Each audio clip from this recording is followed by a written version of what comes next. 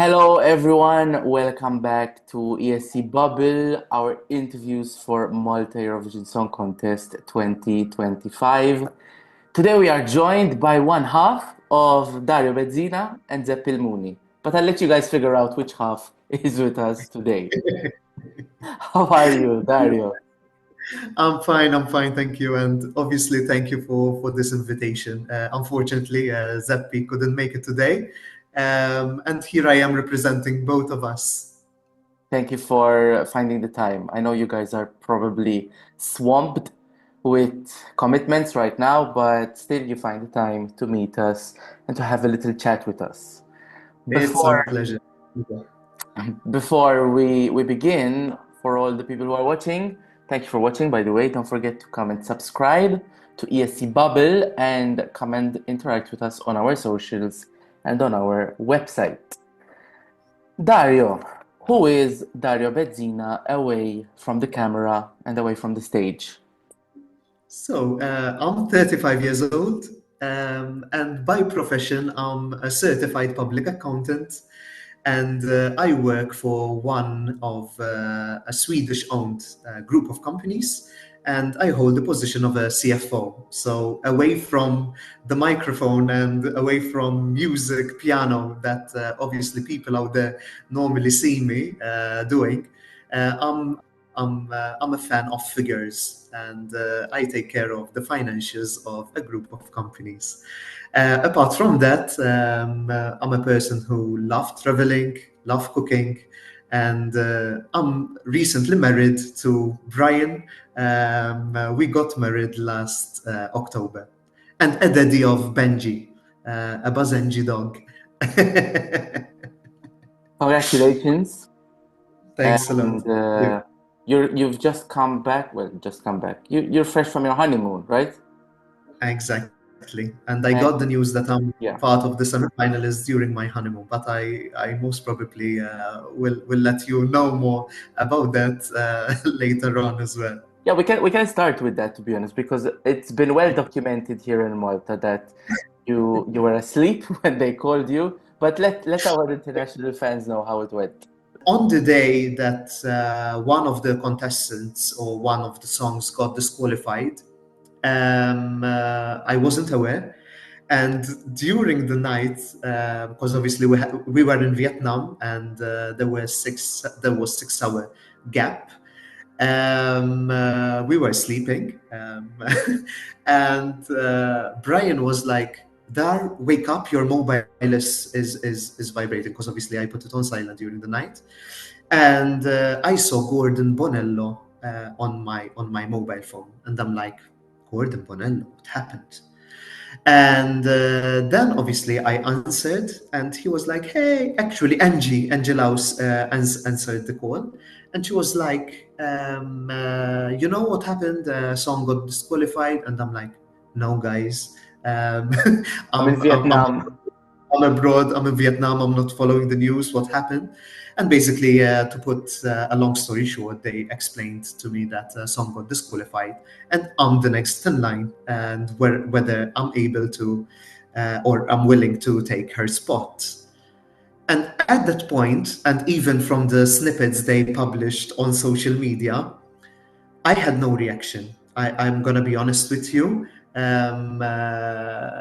Had it been another singer, most probably who was shouting, because at that point, I was like, shall I take the responsibility and say yes? Because the team is myself, Philip, and Mooney, and I'm not sure whether obviously they're willing to do it or not. And I was like, yes, but I have to ask Żeppi l-Muni to make sure that he doesn't have any other plans during the festival. And then obviously here we are. This year, you are at MESC with Għażliet, a song that some of us, myself included, thought was actually intended for Musica Musica. Whose idea was it to bring Anna to the Eurovision and so cleverly bridge the gap between what is perceived as a Musica Musica concept, to a potential MESC winning song? Last year, I was like, I'm not going to submit a song because obviously I don't want to sing in a studio. Eurovision is like a public festival. And I was like, I'm not going to submit any songs. And I thought this year it was going to be the same format, which thankfully it isn't. And in fact, I didn't apply for the music camp that happened in June. And when the regulations were published, I saw some changes which I liked. In the meantime, I had refused a number of songs which were offered to me by foreign composers along the summer. Because obviously, at the back of my mind, I was like, it's going to be the same format, and I didn't accept the offers. And then I was at Philip Vella. We were working on something else. And I was like, Phil, you saw the regulations, they were published, it's going to be a new format, blah, blah, blah. And he was like, shall we try something? And I'm like, if I'm going to try something, it has to be different.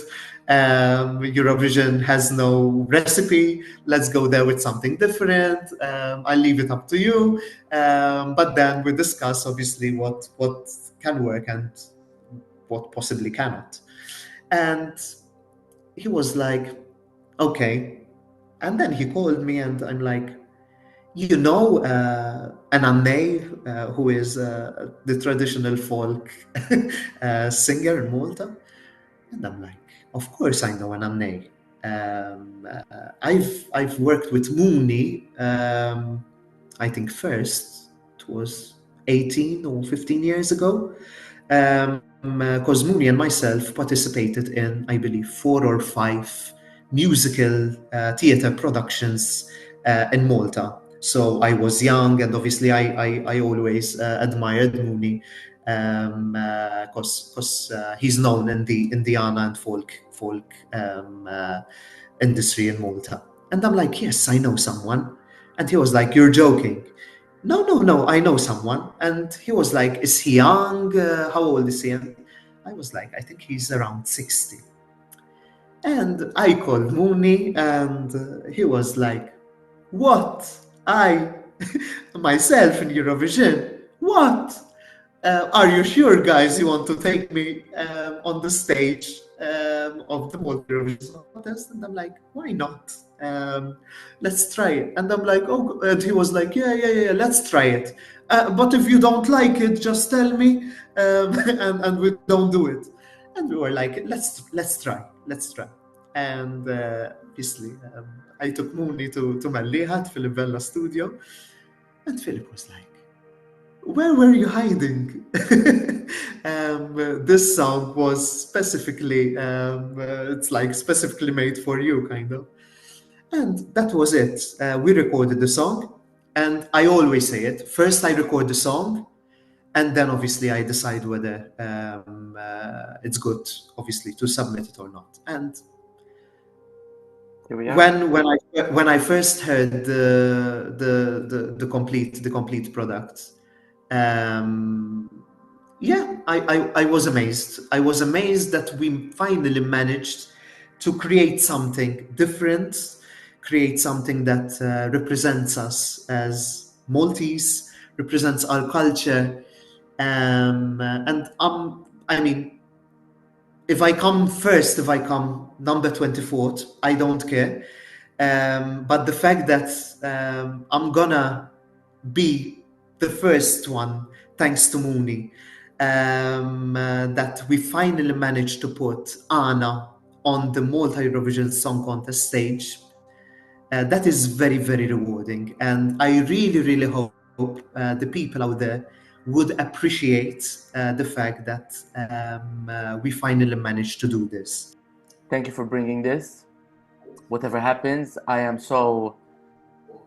feel validated as a Maltese fan, as a Maltese reactor, commentator, whatever. You see all of these ethnic and musically culturally representative sounds in other countries' national final. And here I am wondering, where's ours? Where is ours? I mean, it doesn't mean we haven't had good songs, but where is the music that represents our culture, at our national final? And this year And happens to be that we have quite a few. yeah, and a Maltese song is not necessarily, or is not only having Maltese words. Yeah. I mean, any English melody or British melody or whatever can be sung in Maltese. You can translate. For example, last time I think I saw, if I'm not mistaken, Mon Amour, translated in a foreign language, and it's still beautiful. But coming back to my point, it's not just having Maltese words to a song. I wanted something that represents us as Maltese, and that's why Anna was put into play as well. Dario, I know that you're not just a singer, but you're also a massive Eurovision fan. So I'm gonna ask you, which 3 national finals are you among? I mean, in addition to MESC, of course, are you following, or do you have time to follow the most this year? I'm looking forward to Melody Festivalen. I'm gonna be there for the final as well. Okay. I think it's gonna be my 3rd or 4th time there. So Melody Festivalen. I follow the Spanish national final as well. Benidorm. And yeah, pity, because obviously once I didn't make it to the initial list, I was planning to go there, but obviously now I had to reverse my plans. And normally I follow the Norwegian selection as well. Dario, thank you so much for speaking to us today, taking some time out of your schedule.